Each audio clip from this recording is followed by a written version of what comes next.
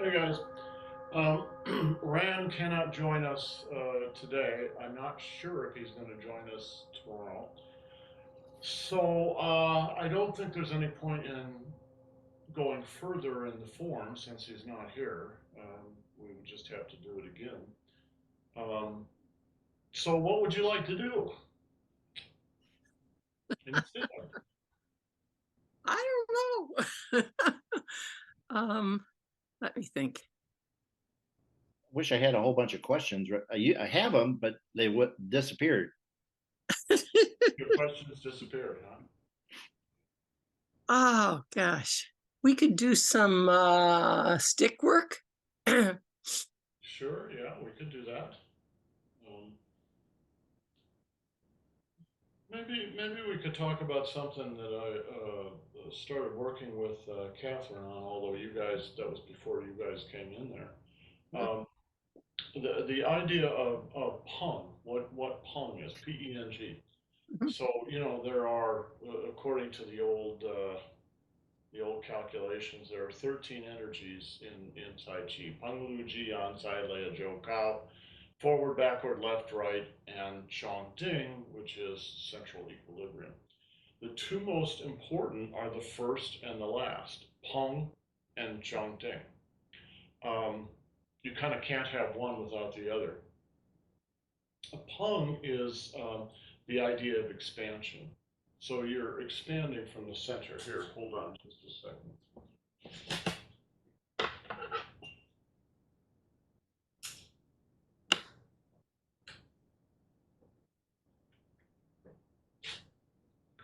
All right, so it's expansion from the center.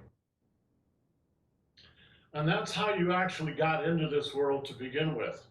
You expanded from the center, and then you grow a neural tube that turns into the spine and the spinal canal, et cetera, et cetera. And all our movement is based on that simple idea. So we were working on one tiny little movement in the second move. Let me demonstrate it, right?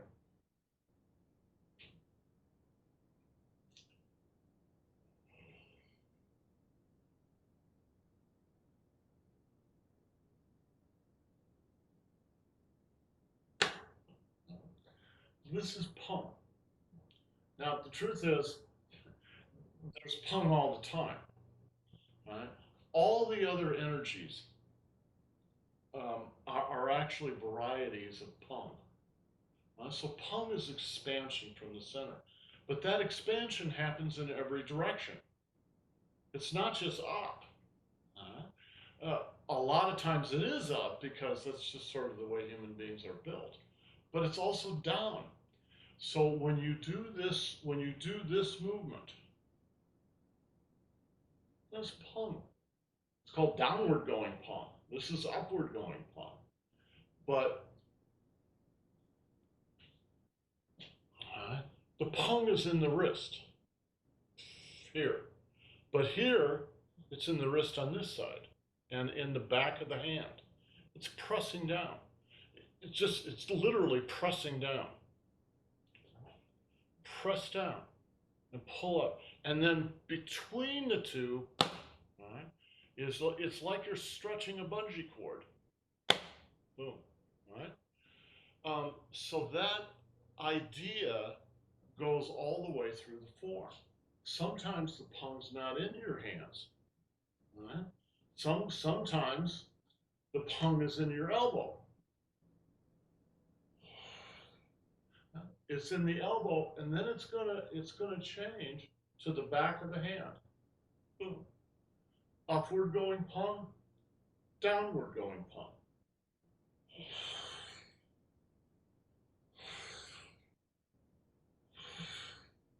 Make sense? Mm-hmm. So it's a way to think about when you are working on things at your guy's level. You should just work on little bits. Don't practice the whole form. I mean, it's fine to do the whole form. That's a good thing to do because it gives you something. But when you really zone in and work on something, you work on at the most one move, and maybe just one part of the move. Maybe you're just working on this. That's all you work on until you can see what's happening in particular movements. So the difficult thing, Catherine said, and she was right, the difficult thing about that move, there's nothing difficult in doing it, but in learning it is the timing of things. It's not random. She goes, my God, it's not random. It's very exact. I said, yeah, that's exactly right. It's very exacting. It's very exacting. But once you get it, it doesn't feel exacting. It feels just very relaxed. Right? 1, 2, 3, 4, 5. Why, how can it feel so relaxed when it's so exacting? It's because you understand how to do it.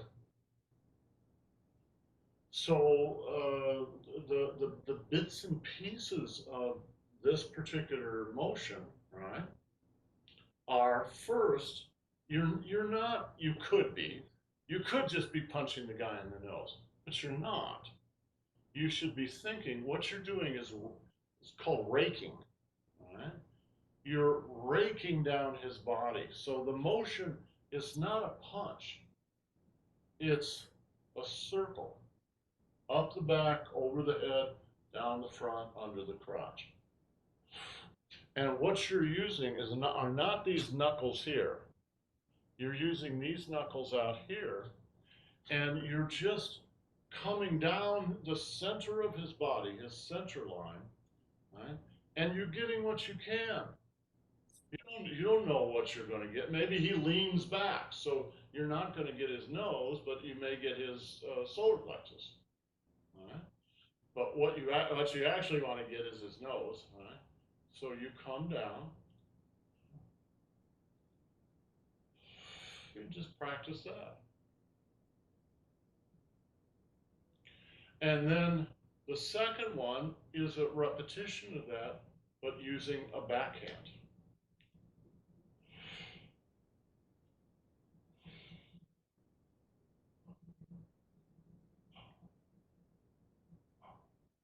So it's 1, 2. That's pretty easy. 1, 2. And now there's a third motion. And for most people, this third motion, they never think about it. It's just sort of a throwaway. But it's not a throwaway. All right? 1, 2, 3.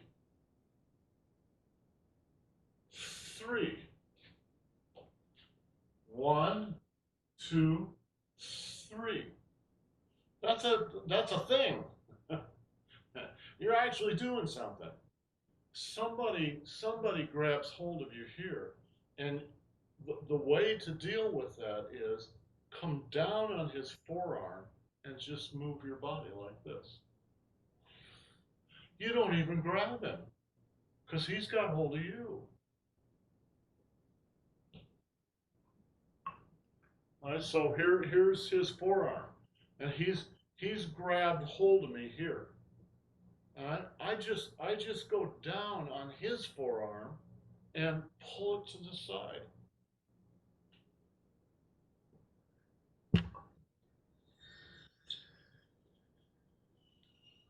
One, 2, 3. All right, when you're being loose and active, you pull to this side. What happens with your right hand? It goes over there. It goes under your danchin.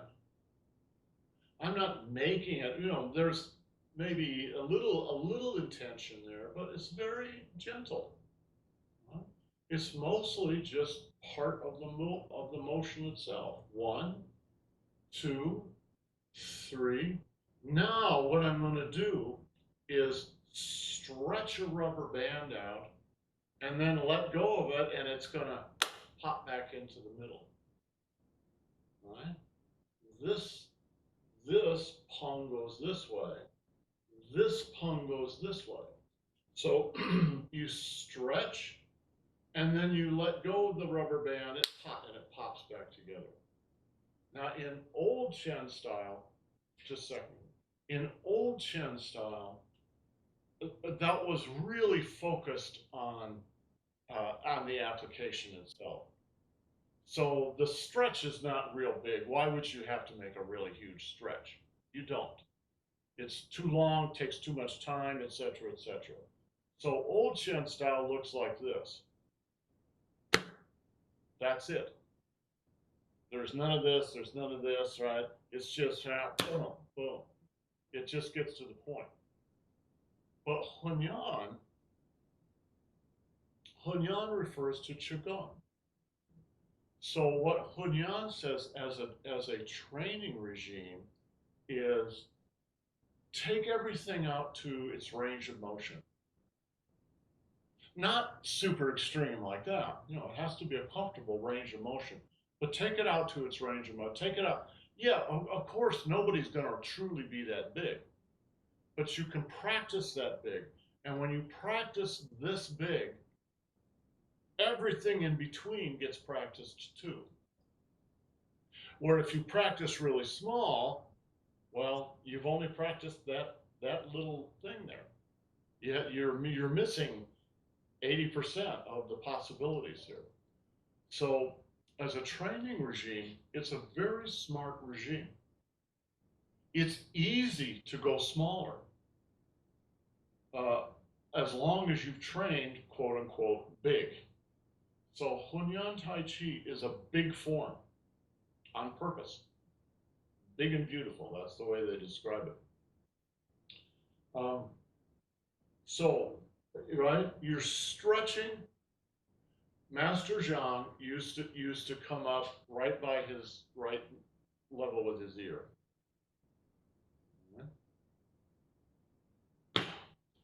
That's very close to the old style, the old martial style. Instead of up to your solar plexus and then down, it's up to his ear and then down. Very similar to old Chen style. You see a lot of people now going, instead of mostly vertical, they really stretch out like this. Right? They really stretch. No, so it's by his ear, but it's not really by his ear, right? It's out here, and then boom. Some of them even go out like this, and then boom. Yeah, Kevin. So what I notice on myself and pretty much everybody else that I see is that the weight transfer to your left leg happens way earlier than I do it and most other people do it. Okay. And I so wish you could demonstrate it. yeah, well, if you wait till your arms are, it's too late. Yeah. Well, you're right. The weight here is on your left leg. It's left leg, left leg, left leg, left leg, left leg, left leg. There's no weight on the right. Even when you hit, and guys, I can't tell you how important this is. You don't hit with your weight. You just pop the floor. Right? You don't put your weight down when you do it. Right? It's just like punching somebody, only you're using your foot. And what you're doing is standing on there, you're punching their foot. Right? You're just pop. And if you've ever had that done, it's extremely painful. Sure. And it's very easy to break somebody's foot. That may be something you want to know, Susan. 1, 2, 3. Okay, now, the tricky part, I think, for someone like Catherine is how do you get the leg involved with this?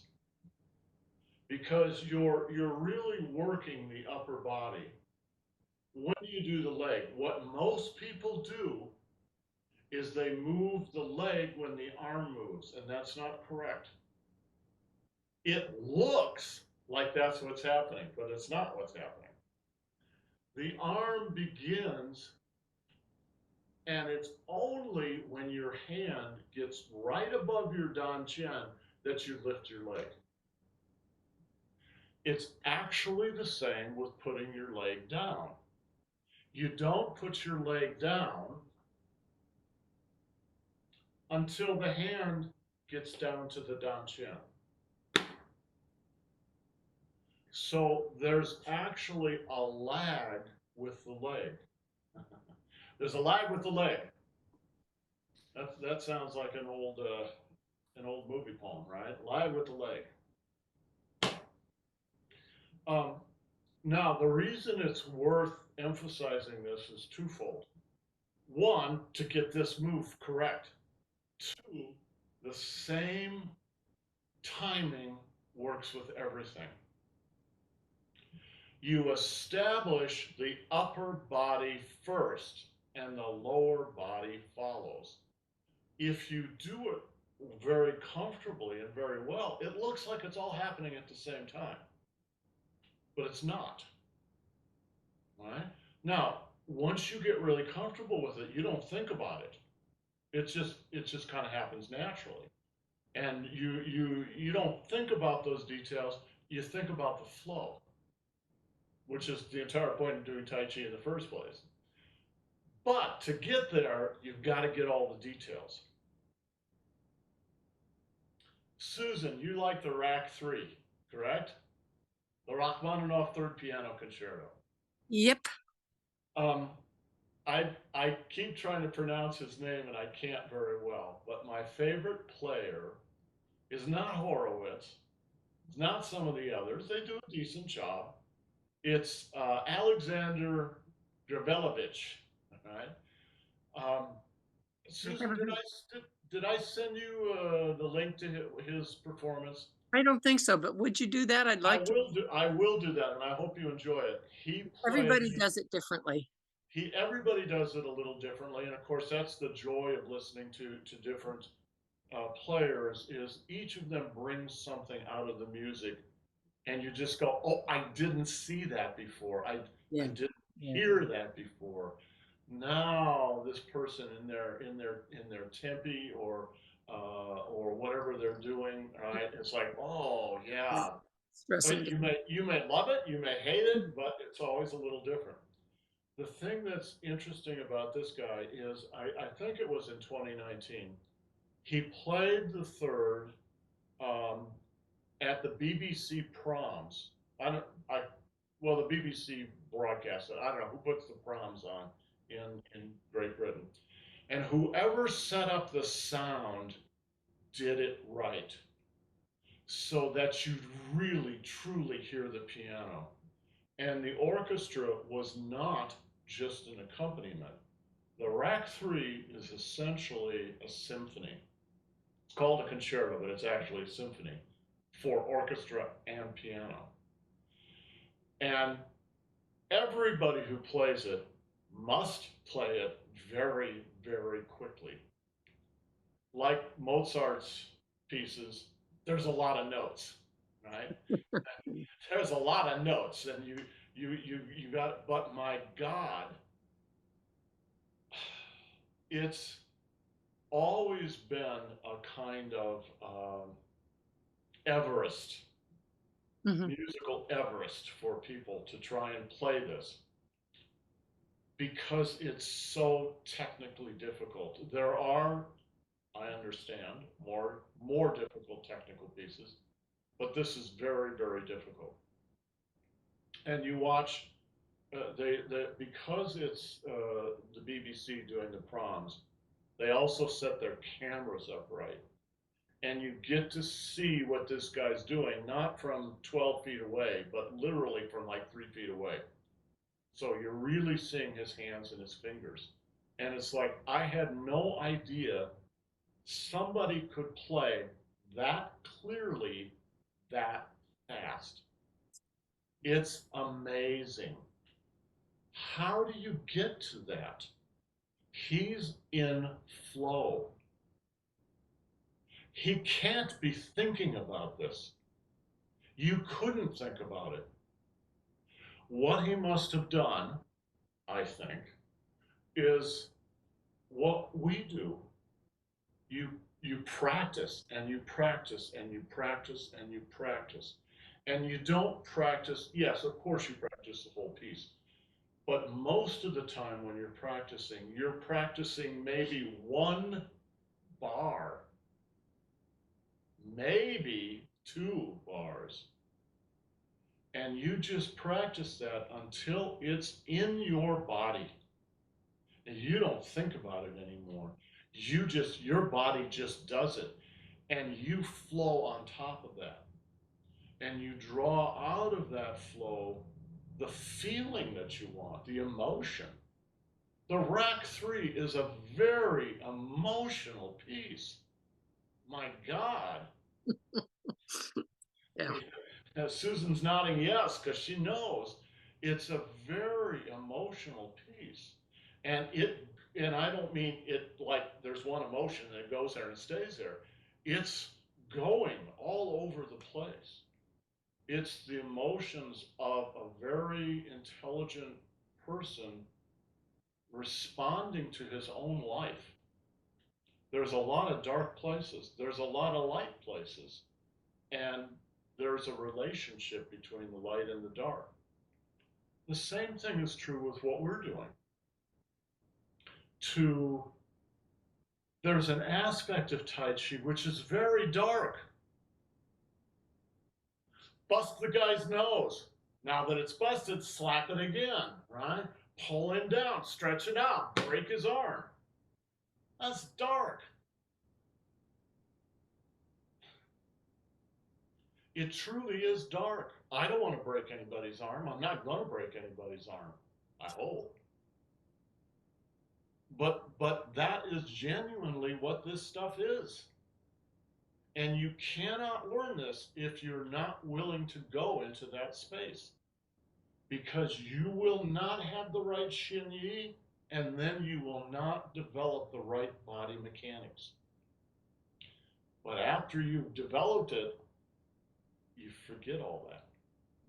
You just forget all that stuff. All right? And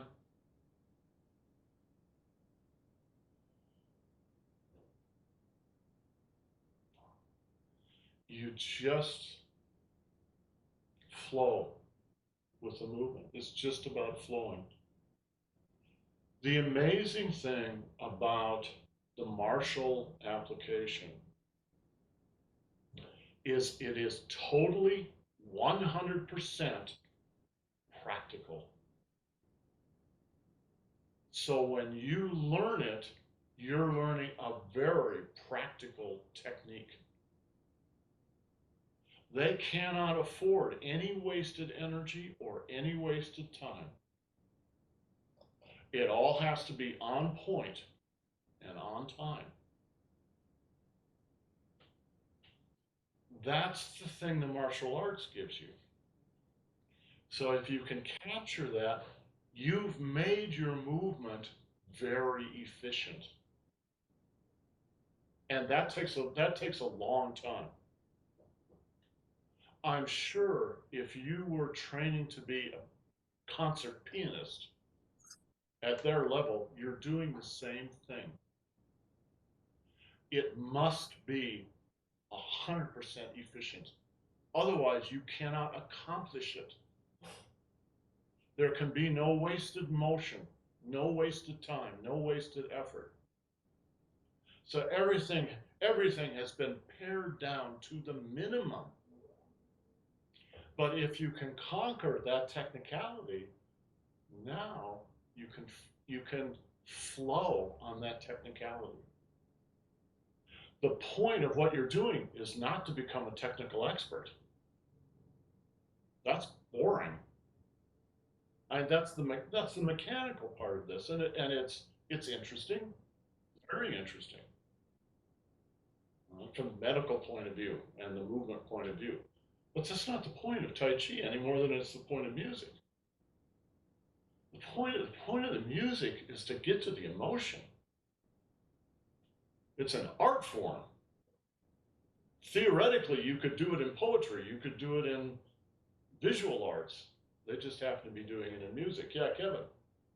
Well, I watch a lot of people do Tai Chi, and a lot of people think they're doing Tai Chi, and it's technically perfect, but there's no, I guess, there's no chi behind it. I guess, you know, you can just like Chopin. I think is like technical, but I don't think it's emotional. Other people might disagree with you, but I understand what you mean. Is Chopin was not working in an idiom that you particularly respond to, and there's nothing wrong with that. You don't have to. Um, I was listening to Papa Haydn the other day, and I got halfway through his great concerto, and I just turned it off. It's an idiom that I don't really enjoy. It's a Baroque idiom. It's almost Rococo. It's just um, so artificial, and I Yeah. just don't enjoy that. Well, that's why I think it's Chopin. I enjoy the hell out of it. I think it's amazing that somebody can play that fast, but it's not the same as like American in Paris by Gershwin.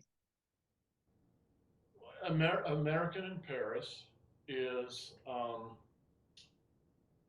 it's very romantic. It's very illustrative. I mean, you hear the car horns going down the Fifth Avenue, right? Some people really enjoy that. Other people love Papa Haydn and they love Bach, right? So it just depends on what you're doing. I listened to a singer, a young man, um, the other day, and what was he singing? Was it Bach? Or it may have been Haydn. Anyway, it was a religious piece, and he's a variety of tenor that sings very high, and he's very good. He's very good. I didn't particularly enjoy it, but I was really amazed by it. What I enjoyed was he's also a break dancer, and he's a really good break dancer. He's down on the floor doing all these flips and then boom boom boom, and basically the guy that was reviewing him said the reason he's such a good singer is because he's a break dancer. He's an athlete. I mean, a pretty amazing athlete. He's a gymnast. He just happens to be doing breakdancing, but that's really at its high levels. That's basically gymnastics. And to do that, you must be in excellent shape, and I mean really excellent shape. And it's only because he's in that kind of excellent shape that he's able to be such an amazing opera singer. The thing that the reviewer liked about the guy is how natural he is. He's not straining to do something. He's very natural. There's nothing artificial. He's not trying to sing, he's just singing. And I kind of feel the same way with Tai Chi. I think most folks kind of miss the point of why you're even doing it. Right? I mean, there are lots of reasons I suppose people could do it. It's good for people's health, and that's maybe the most important thing in a lot of ways. But really, what it's about is Kevin. You were saying the guy's missing. He's missing soul. There's no soul in what he's doing. Right? And it's the same with Tai Chi. If your Tai Chi is so mechanical, um, you just kind of miss the possibility of soul in the movement, right?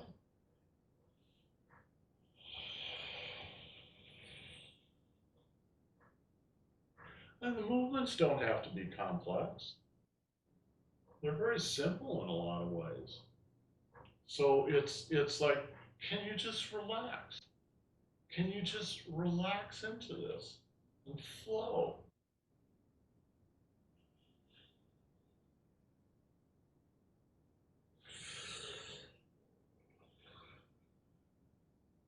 So when you were doing private lessons with Master John, I mean, there's so many teachers that don't do the internals, and they'll show you, okay, your elbow has to be this exactly inches above your shoulder or this way, and and they make you. Did he do that to that level of detail, or did he just principles and He would make corrections. So let's say you were doing this move and your elbow went like this. He might go, oh, you need to bring your whole side around and then bring it back, right? Yeah, but it was always oriented toward the practicality. What is it you're trying to do? You're coming up above and then trapping some guy and then pulling him back, right? yeah, So obviously, you would need to go up high enough to go over his arm, and then down onto his arm, and then pull it back in. yeah, but he So wouldn't say. what's Yeah, that? he wouldn't say your elbow has to be exactly this line on your body, and it has to be this height over your shoulder. No, More organic. much more organic. Much more organic because if you think about it, it's true that there, of course, every Tai Chi move, every form has body mechanics as its basis. And and those are in many ways fairly exacting. You know, fairly exacting. Uh, if you want to trap the guy, going like that isn't going to trap him because you're just not. All right, you're not big enough. All right? You need to be big enough to get above him. But it's not about hitting certain lines. That's teaching from the outside. Teaching from the inside is this going to accomplish what you want to accomplish in relationship to the world out there, or your opponent, if you want to think of it that way.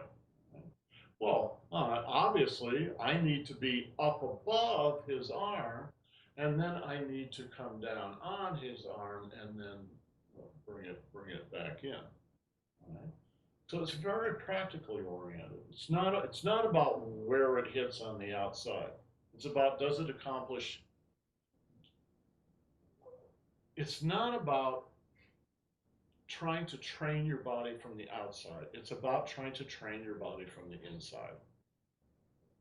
It's that simple. Yeah, Yeah. there on the internet, of course. There's somebody, and I don't know if he was a troll or not. He was talking about, can I teach Tai Chi by just teaching the applications and not the form? I went, What's well, it's not Tai Chi, it's just martial arts. The form isn't everything, it's the internal. It's just really weird. I thought he might be trolling everybody. He might be. Um, Master Fong said during his big workshop, a 4-day workshop with us, and in many other places, he said, there are no moves in Tai Chi that are Tai Chi moves. Every single move in Tai Chi has been stolen or borrowed from other martial arts. Tai Chi is not about what you do, it's about how you do it. Right?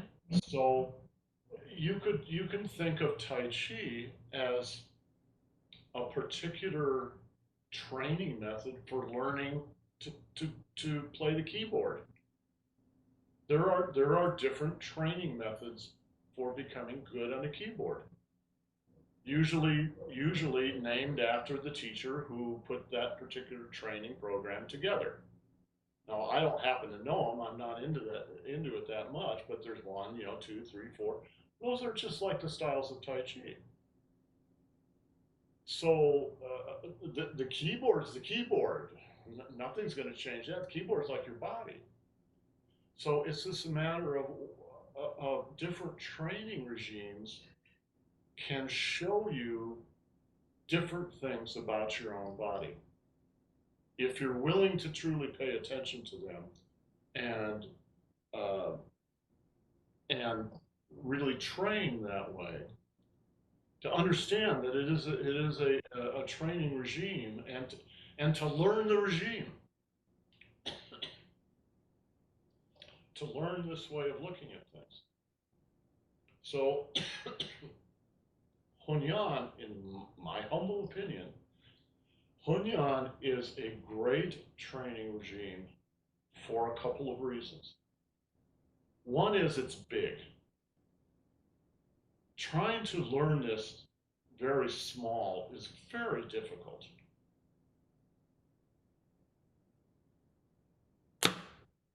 Okay, do it. What? That's that's just as powerful, and that might be how you actually do it in real life. You grab the guy's arm, you turn his arm up, you come up above it, and you come back down on it. Bam! You don't have any time to waste, because he's going to get out of. You're going to twist his arm up. No, he's already working to get out of it. You don't have any time. And it's fine to learn it that way, essentially, if you already know it. You just learn this particular variation on it. But if you're starting from ground zero, it's crazy. You can't learn it that way. So Feng is like, well, okay, take your time. Understand the body mechanics of this.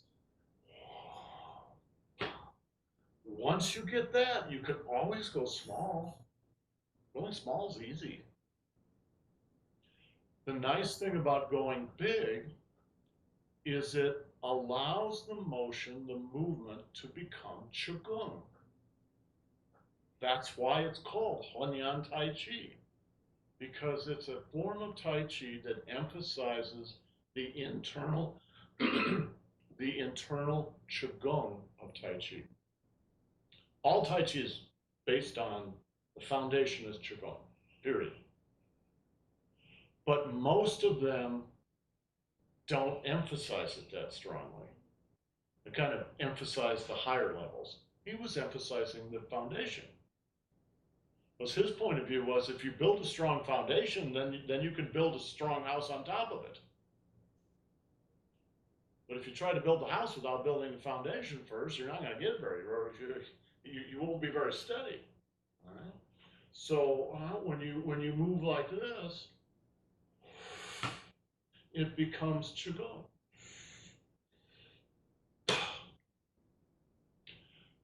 So it ends up being really good for your health.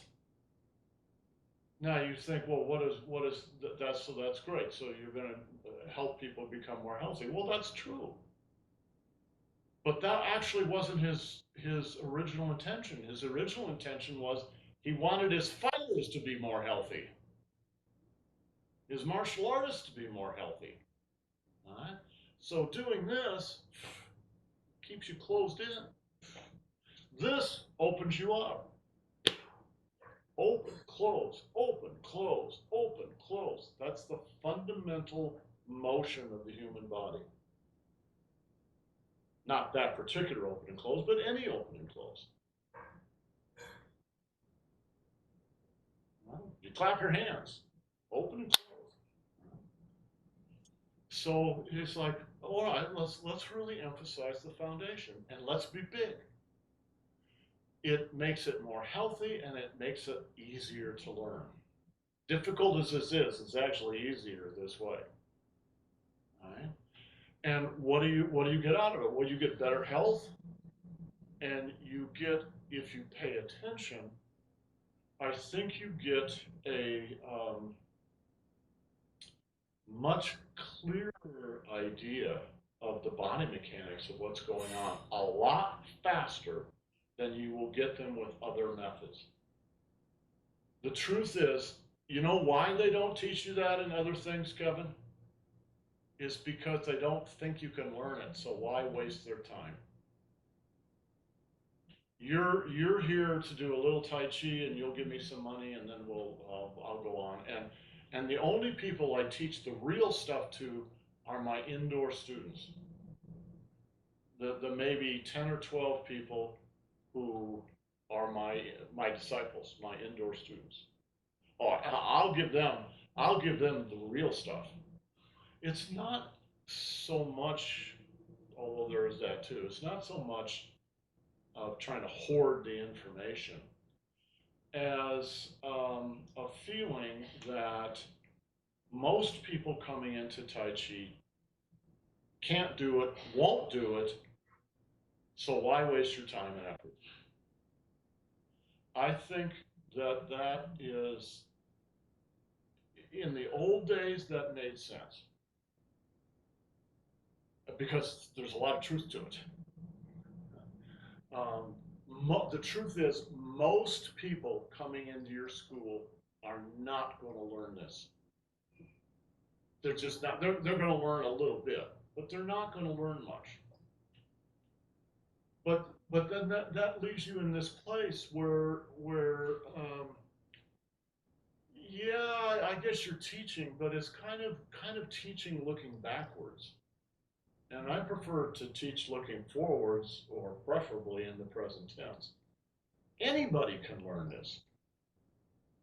Literally, anybody can learn this. Are you going to become a great martial master? Well, no. Not this time around. But you're creating a kind of karmic flow that can carry you forward. Maybe you're not even going to be a martial artist. Maybe you're going to end up being a great pianist or a sax player.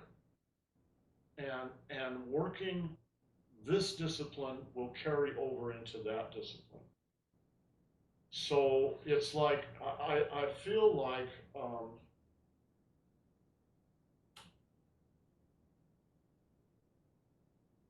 in my mind, I've been thinking in the last couple of days about how to approach this from a point of view that gets right to the point right away, rather than focusing on the forms, etc. Focus on for instance, opening and closing. All right. The very first thing that you should focus on when you teach Tai Chi is your Dantian. That you are a sphere and the Dantian is the center. And there's two motions that the Dantian can make. It can expand, it can contract. It's that simple. And you go from there. You go and do some exercises. Contract, expand, contract, expand. What about your breathing? Breathe in, breathe out, breathe in, breathe out. And oh, well, that's so simple. Well, it is really simple in a lot of ways. But, all right. Anyway. All right, that, as Annie says, I've used all my words. All my words are used up. I don't know whether Rand's going to be back tomorrow. Let's hope that he is. If he's not, we will just go ahead with the form anyway, and he can catch up when he gets back.